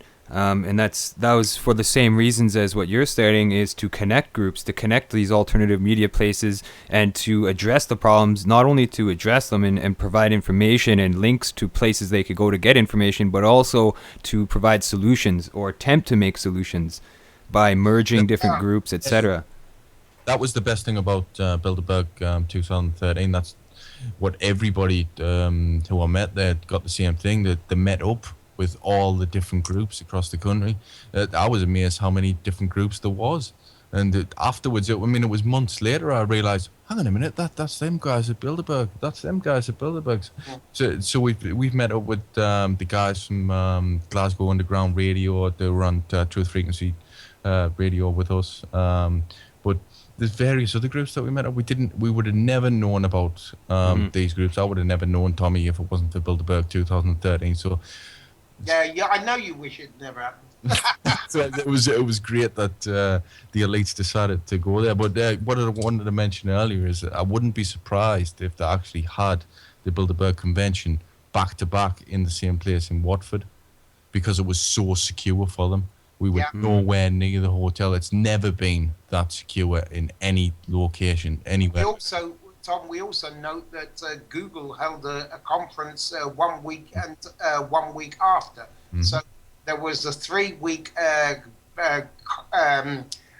conference, sort of background hum, which came out of all the internet providers and all of the tech boys. Another thing that I've never mentioned on my show, actually, I think I mentioned it just after Bilderberg, actually, but as I was saying earlier, the We Are in Switzerland was stopping in the same hotel as me, and they had the right idea completely. They thought, well, if these elites are stopping in a hotel, and if I was stopping in a hotel, I wouldn't be just stopping in the hotel, I'd be going out to places. So what they did is they ambushed all these elites in all the 5-star places around Watford. Oh, yeah. They actually found them in like spas and everywhere around, but it was amazing what these guys were doing. And these guys were only 17, 18, 19. They were at university over in Switzerland. They were actually, as part of their course, they were sent over to Watford. They were using it as part of their course as evidence, because some of them were doing photography and filmmaking and stuff like that. So that's awesome. It was what they did. And you know what, Mark? That is the reason why I know that I can, with Tom, over the next months, to get you also to, appear on our broadcast here in England, so that we can get other people involved that, can cross the pond, as they call it. Mm-hmm. Yeah, definitely. If you guys want me on the show anytime, I'd definitely be interested in that. Just a warning, though, I've been on a guest on a few shows, and it seems that their shows get disconnected or shut down when I start talking, because I don't know why, but... That's Tom's program. Sorry, not mine. It's okay. We've had Ole Damagard on twice, and it's not been shut down when he talks. So yeah, I don't think it's shut down when you're on. Yeah, that's good, because I just did one, I guess it was last week, on the Sandy Hook documentary that I did, and... for the first time ever, like they have like Adam Kokesh on this week. They have big guests on the show, and they pay for their slot. They pay for their time slot to use the program to broadcast live. And they had 2,000 listeners on, and they said for the first time ever, their show got shut down. For what reason, I don't know, but they got blocked out of their account. They weren't allowed to access their account for that day, and they pay for it and everything, which I found pretty surprising for sure. It's a very, very controversial subject when you come to Sandy Hook, and especially the shooting in London. Not the shooting, the bombs, the beheading in London. Oh yeah. The two controversial subjects, which I actually disagree with, Ole, and probably yourself. I don't think those two were actually conspiracies, in my opinion. I don't think Sandy Hook had actors. I think that there was actually legitimate children murdered, but I do believe that it was a black operation. I state that in my documentary. Yeah, and I'm open completely, but at this minute, I don't agree that it was a conspiracy from what I've seen. But I'm always open to anybody's view, and that's what I said. Well, it's great to get your view, and me one day I'll change when the evidence sways in that opinion for me. I don't know if you watched my film, Tom. It's called Sandy Hook, the documentary. They actually deleted it off YouTube, the full-length version, but it's still up there in 2 parts. But apparently you can't watch number 2 on mobile devices or several other sources. You can only watch it on a PC. But other people have taken the liberty to copy the video and post it online, so it should be on there somewhere. But it's called Sandy Hook, the documentary. It is getting very interesting with the Sandy Hook thing, because even people that were against it at first, being a conspiracy, like Jason Burmas, he's just posted some stuff recently. There was the police footage when they went inside, and there's a couple of inconsistencies there, which are quite interesting. Yeah. Well, the one guy who was running away from the school was a tactical officer from another district. He was chased down by the police on the scene. They arrested, they tackled him and put him in the front seat of their police car without handcuffs. So that's right. I've seen the small footage of that. I think Alex Jones on InfoWars showed a clip of that. Mm-hmm. Mm-hmm. And then you have Adam Lanza, just all those pictures that they're showing of him, the more recent ones, they look totally photoshopped, digitalized. Plus his death, like, it's all in my documentary. I recorded this, thankfully, at the time, because I knew they were going to change the internet or change the videos, but his death states that he died the day before, which kind of would go along with them being in the house to kill his mother to set it all up beforehand, prior. So the death report, where was that listed? Was that an actual death report? I recorded it, and it was on the official website for death reports, for death certificates, and it's all in that documentary, the video that I took and everything. But then, funny thing is, right after that, after I posted the film and a little bit after, you go back to the website, and now the date has changed to what the official media is saying that the day he died on. So there's all these discrepancies happening, all these files that were put out, and now they're being retracted or changed online digitally, so that when you go on the internet and look for it yourself, you'll find, oh, okay, this is what the media says, But right when it happened, you got to record everything. You got to get all those news reports right from when it first happens, because they'll change it afterwards. You know what I mean? You can have a couple of inconsistencies and a couple of mistakes with dates and websites, but when you see so many, it starts to become plain. Like the website thing, you could change that. I'll admit that you can change the date of a video if you upload it, etc. It's been proven, but there's so many other anomalies with Sandy Hook thing that it's just... That's why I asked, because there's been a lot of people saying, oh, well, there's these Facebook pages set up. Well, they were set up after, but they've just changed the dates, and that was one. The more important thing here is, and this is where, again, the Aristotelian mind is at fault. When we go into the details of any particular incident, we could, let's say, as a general consensus, I'm wrong, twice a day, like a clock is right twice a day, even if it's stopped.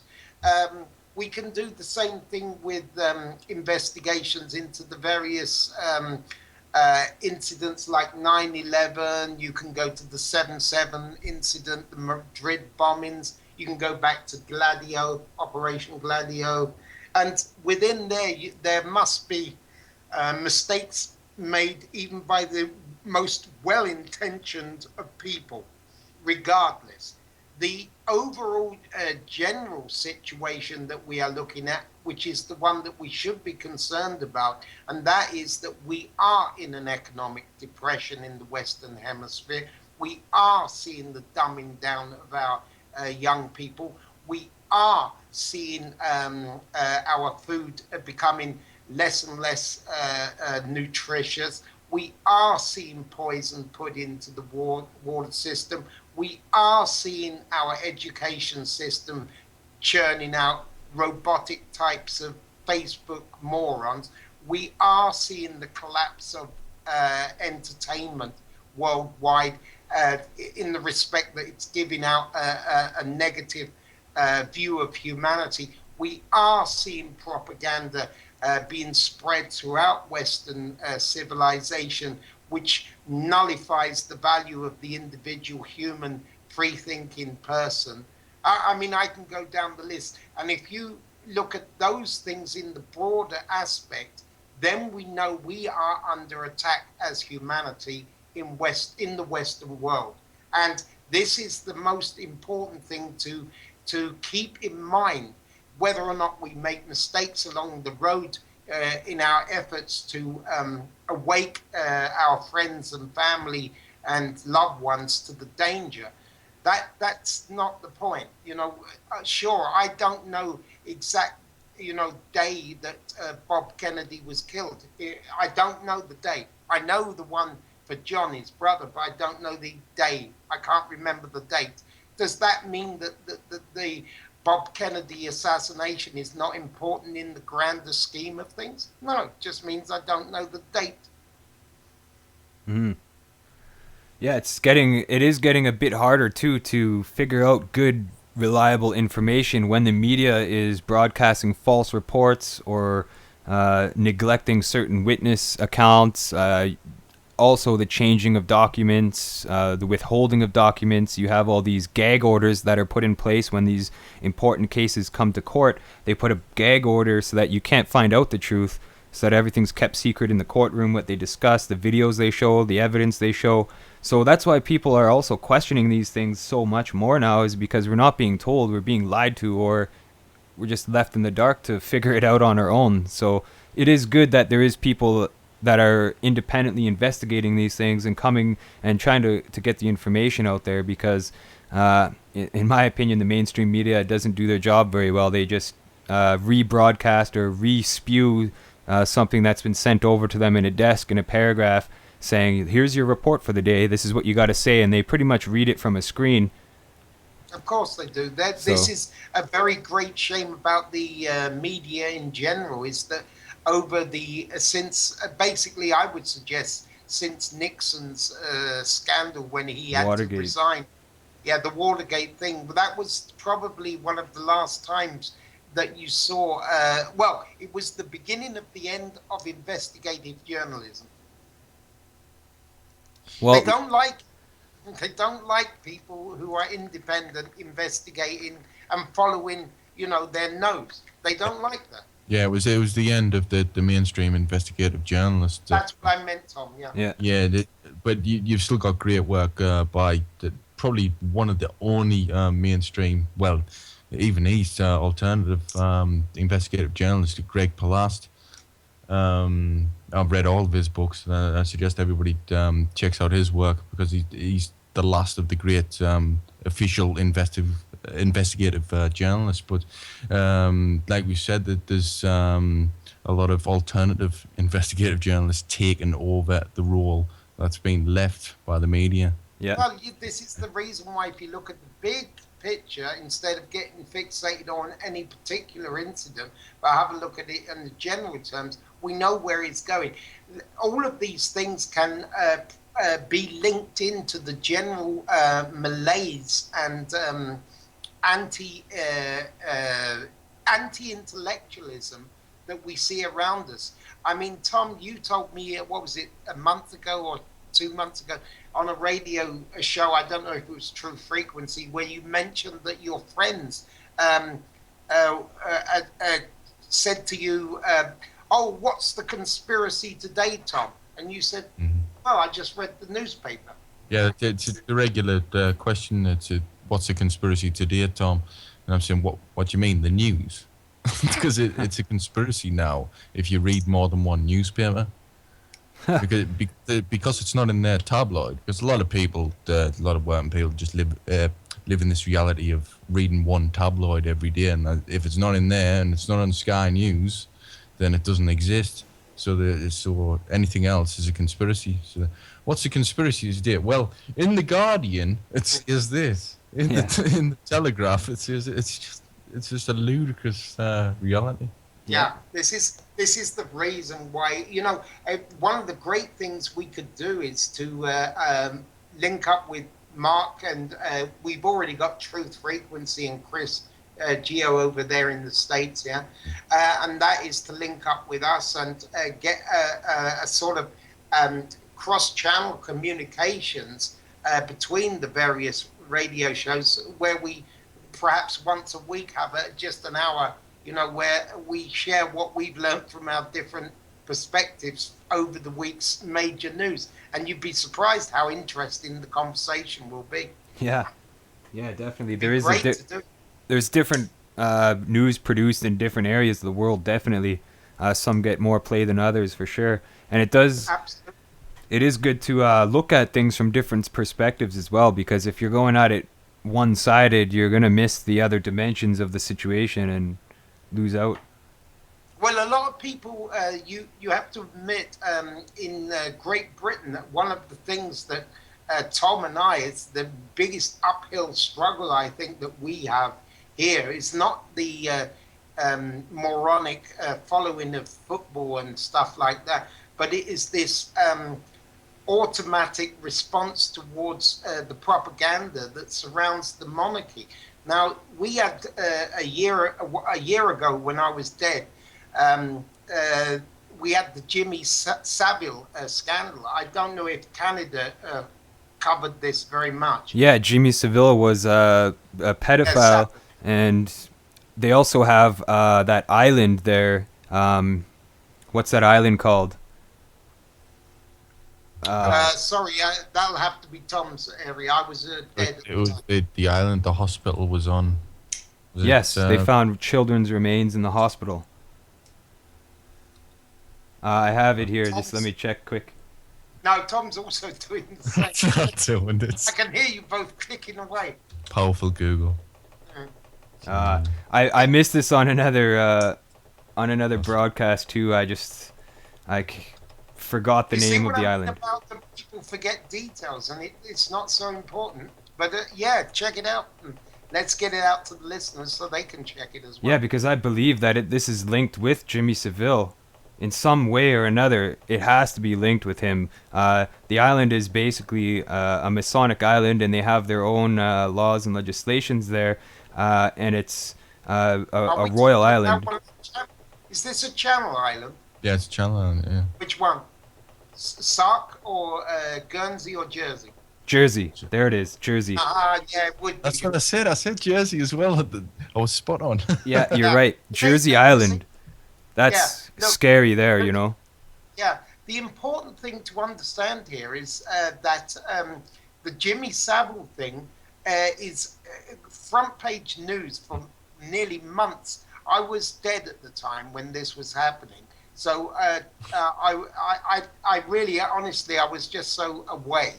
But I noticed that we had it nearly every day while I was recovering in hospital. And it was on the tabloids. It was everywhere, Tom, wasn't it? Mm-hmm. You're talking hundreds of abuses. You're talking 200, 300 who were actually reported now. Abuses by this guy. And the local police officers, too, who lived local, they said that there wasn't a police officer in the town that didn't know what he was up to. But he had so much control over the media. He had through his relationship with Margaret Thatcher, as I mentioned earlier, the royal family. And the royal family have never been questioned about. Exactly, Tom. That was the point I was trying to make when I opened this Pandora's box. And what I was trying to explain to Mark is, Mark, one of the biggest uphill struggles we have is you can have the scandal on the front pages of nearly every newspaper, including, of course, serious newspapers, and yet it stops when it gets to any connection to the monarchy. Yeah. And at the time when he was actually doing these abuses, we had a newspaper called the News of the World, which would print any gossip on any celebrity, even if it wasn't true. It was on the front page of the News of the World. And Jimmy Savile, he never hit that front page. Why? Because he had so much control over the media, through Rupert Murdoch, various sources down the line, but mainly through his relationship with the Prime Minister and Prince Charles and the royal family. Mm-hmm. He actually spent 10 Christmases with Margaret Thatcher at Chequers. Yeah, he was definitely connected. Jimmy Savile. You see, the point that I'm trying to make here is that our biggest problem in England is we've got a new up and coming political movement called the United Kingdom Independence Party, which is, for all intents and purposes, some of the best people in England. These people are honest, hard-working, middle class. They are what I would call the Middle England or the Mittelstand of Germany. Max Clifford, I was trying to think of. Yeah. It was he had control over whatever the press were printing, so he had connections with Rupert Murdoch and obviously the rest of the press. Mm-hmm. But he's been pulled up recently for allegations himself. Yeah, I know. And then we got Rolf Harris, we got Noel Edmonds, and I don't know how many of these guys. Not Noel Edmonds. Noel Edmonds. Sorry. He's fine. Who was the other guy then? There was this radio disc joke. I forgot his name, man. James Lee Travis. That's the one. Yeah, okay. Now, the thing I was trying to put, they don't mind publishing all of that part of the story, but when it gets near Sandringham Palace and the bodies that have been found around the various royal estates, all of a sudden everything is cut off. And you can't get the British population to ever dream that that woman with a bowl of fruit on her head could in actual fact be not a kind, gentle old granny, but in actual fact part of a vast array of powerful people. Yeah. You can't get them to understand it. And you know that, Tom. If you attack the monarchy, there is a change. Oh, no, not that far, Tom. We don't mind attacking the celebrities like Jimmy Savile or others, on the outskirts of the network. But when it gets to the point where anybody close to the aristocracy is involved, all of a sudden, oh no. And in actual fact, Tom, you told me about a chief of police who wouldn't investigate a body that was dug up. Yeah, it's across the board. They won't investigate anything to do with the royal family. It was mentioned actually in the Diana documentary, the unlawful killing. And it said, do you really think that the royal courts, the royal, everything's royal in the UK? She owns the court, she owns the police, she owns the army. So do you really think these people are going to be investigating their own crimes? Exactly. Mm-hmm. And you know what? Chris Everett took it up in his documentary, Lady Di. Yeah. Yeah, I think he did a very good job on that, which is probably why he lives in France most of the time. Yeah, definitely. And there's definitely evidence of connections to the royal family with child abuse, child murder, child ritual sacrifice. Absolutely. Definitely. And you know what? That actually is quite terrifying when you think about. Have you noticed how quickly, since he took office, Obama went grey, haggard, and looks like he's being dragged backwards through a bench, even though he's wearing a Savile Row suit and tie. Yeah. And then have a look at Hillary Clinton. If you look at her during the beginning and at the end nearly of the Clinton presidency, have a look at her today. She looks like a witch. It's exactly the same thing that happened to Tony Blair. Yeah. Yeah. And also... It's the same transition. It was just a transition into pure evil. That's what I think. I think that if you have ever been involved in something that is so deep and so dark and so despicable, that's 3 Ds for you. It definitely is, because it's not with every leader. Jimmy Carter didn't go that way. No. There's various presidents you can pin out, and they were okay by the end of the term. But there's just certain leaders, and they're always the ones who are always in power. Like Tony Blair's going through the banks now. He's involved in all warmongering across the world. It's the same characters that just carry on this lifetime of evil. Yeah. And do you know, have you noticed that guy, Kerry, who is also Skull and Bones? I mean, these people are, I'm sorry, mentally ill, if you ask me. He looks like a lizard with his tongue flickering in and out when he's talking. He does. I mean, it makes me ill to look at that guy. Yeah, and then you have the bloodline. I'm sorry. You have the bloodlines too, because all of the U.S. presidents were related by blood, with the exception of the one president, the 8th president, and all the others are related by blood, and they're connected to royalty. Their blood ties go into the royal family as well. But one thing is interesting, in America and U.S., if you become a president, or you don't have the right to use the term Lord or Sir in America. You can't, even though you're related by blood. If you were in England, you would be considered a lord or a sir. But in America, they took that away. It's I can't remember what legislation they passed, but that was one of the stipulations. It's in the Constitution. That's the founding legislation. That's the ridding of the class system. A lot of it. Well, most Americans can't understand that we still have this crazy class system in the UK, where people just look down and look up to people. Well, putting it again, I've got to go back to the broader aspect. Look, you've got people like Lord Byron, and Percy Shelley, who fled England to get away from their aristocratic families and control. And these people were great thinkers. The fact that you have a bloodline going back to, let's say, King John does not intrinsically make you evil. The question is whether or not you join the fraternity that expresses these types of mindset. And that's where I'm sorry, if you've ever, let's say, drunk the blood of a murdered child, you are insane for the rest of your life.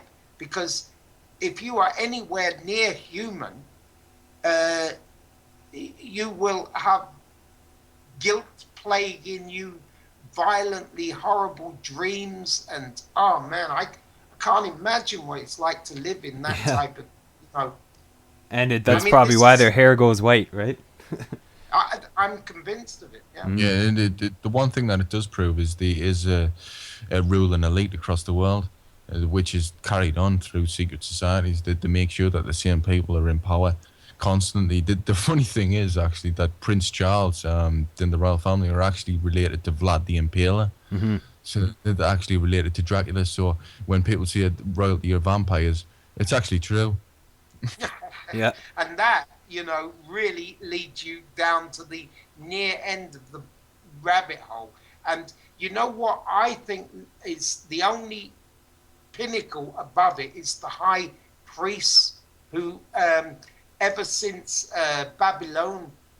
Babylonia, and well, even Solomon, but Babylon, have always been the actual controllers. Even the kings and queens and monarchs and aristocrats do not actually control the program that they are following. It is the high priests at the top of this satanic. Um, oh, excuse me, I don't feel very well when I think about it. But all right, at the top, the manipulators of the faces that we see. The, Diana called them the men in grey. Hmm. And I'm sorry, I think we've just depressed everybody. There is good news. Well, there's We yeah, that Go kind of ahead, Mark. information is very hard to come across and actually find valid evidence and proof of that stuff, which is why I think Chris Everett really did a good job with his research and stuff because he's really dug deep into the occult side of the royal family and aristocrats and stuff like that. But it is And, very dark yeah, and subject. by the way, Mark, have you noticed it's starting to drive him out of his mind as well? Oh, it can. It can. Yeah, I mean, it does sound ludicrous when I say that they're related to Vlad the Impaler, but Prince Charles himself is actually paying for the restoration of the castle in Transylvania and the upkeep of the forest. yeah, he owns it. It's just he owns it because he's directly related through blood. Yeah. Yeah, and you know what, Tom? You remember about 6 months ago, I think, during June, July, we did a broadcast where we brought up the amount of missing children Mhm. that never are accounted for worldwide. Yeah. Yeah, And I when you look, I sorry, actually I'll let anybody else speak on that, please. I actually remember when I was at school.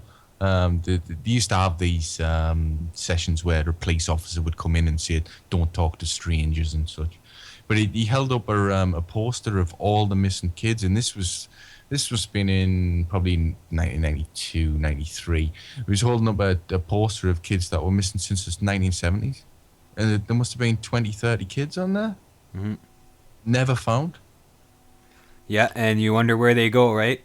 Well, Mm. these cults do exist, and there's there's all these people coming forth when they get older, if they survive this kind of thing, that their grandfather was involved or their father was involved in these cults that were doing rituals with children, where they're killing the children, and Yes, that's they all get their hands bloody, so that if one of them talks, exactly. you know, I was going to just say that, Mark, because this is the way in which also you control the people who later get positions of power in banks and so on, who are Mhm. promoted through the financial part of it by being given nice, big homes and big yachts and private planes and so on and so forth. And they are elevated into the position where they can walk down the the red carpet. um, and they are forever beholden to the group that protects them from the diabolical things that they have done through lust, greed, and basically perversion. Hmm. But let's put a spot of sunlight into our conversation before I start to kill myself. And that is this. Outside of these very, very small circles, I mean, at the top of the pyramid, it is such a tiny amount of people on planet Earth. It makes you wonder how we are so susceptible and so stupid to allow them to control. The mass of people in the world, even the ones who go to Saturday night football and, cheer on, I don't know, the various, popular culture that is out there. I would suggest to you that 80% of the population is good. Mm-hmm. They are good people. They mean well. And our job as, I go back to an article I read in 1978 called The Secrets Known Only to the Inner Elite, which separates the philosophy of two different warring camps on planet Earth. And I would tell you, our job as elite thinkers is to simply awaken as many people to this. And as the message spreads, I think we are on the side of good, and so goodness will prevail if we can prevent a thermonuclear holocaust. I really do. I think we can turn around the situation in the Western Hemisphere, because people are not bad. They don't mean bad. It's just lack of thinking and critical analysis that leads them the wrong way. Hmm. Yeah, and it's also contagious apathy. The apathy is contagious. Yes, you are right. I call it the cult of indifference, Mark. Did you read any of my works? No, actually, I haven't yet. Okay, I'll send you some, because you are right. You called it apathy. I call it the cult of indifference. And it's, again, because of the fact they think it doesn't affect them. And because it doesn't affect them personally, immediately, it's the same way as when you say, well, what the Nazis did is possible. And they say, oh, no, it could never happen again. And you say, but look at how it did happen. And it happened in one of the most culturally developed nations in the Western Hemisphere at the time, because Germany was the country that spawned Beethoven, Bach, Schiller, Goethe. Yeah, I mean, this is the country that gave us nuclear physics, that gave us. I mean, there are so many beautiful things. This was one of the most culturally advanced countries during the 20th century, and yet under economic pressure, with the collapse of the Weimar Republic and the collapse of the Rätemark, and the despair led them to support a demonic, evil cult and follow it even to the extent where they allowed their country to be completely destroyed within the space of 2 decades. Mm-hmm. So don't say it can't happen, you see. But people will say to you, yeah, but that's history. Yeah, I know. But if we don't learn from history, we are susceptible to repeating it. Yeah, you're right about that. Actually, I only have a couple of minutes left here for the interview. But I definitely want to thank you guys for joining the show today, and as well vice versa, for allowing the time for me to speak to you guys about this kind of stuff. I think it was a great conversation with lots of topics discussed, a wide variety of topics that people can look into further afterwards. And yeah, anytime you guys want to get me on your show, don't be shy, you know what I mean? I definitely love speaking about this stuff and getting information out there, so. Well, thank you very much, Mark. It's been an absolute pleasure being on the show, and we will be inviting you over on one of our shows on Enemy Within Radio. There's just one thing I wanted to ask, actually. Have you got a Twitter or a Facebook? I do have a Facebook actually. You could check it out. It's just Mark Howitt, MarkHowitt. But Twitter I use not personally. There's a Twitter account for Unveiling the Truth, and there's one for the World Public Union, which is the group I started. And you can check those out at www.worldpublicunion.org, and there's also www.unveilingthetruth.com. So those two websites are pretty much where people can find me, email me, or get in touch with me. On Facebook, I quickly log on and post links for the shows that I do and interviews and information, but I don't spend time on there socializing or anything like that. I'm just on and off, I just go on quickly. So it's just like we mentioned earlier. We just want to promote as many people as we can. So it's just okay. Well, let me butt in here because I'm so simple. I don't do any of those technical things because I'm an asshole. The only thing I do is I have Blackhat Tommy at hotmail.co.uk, and as Tom will tell you, most people are too terrified to contact me.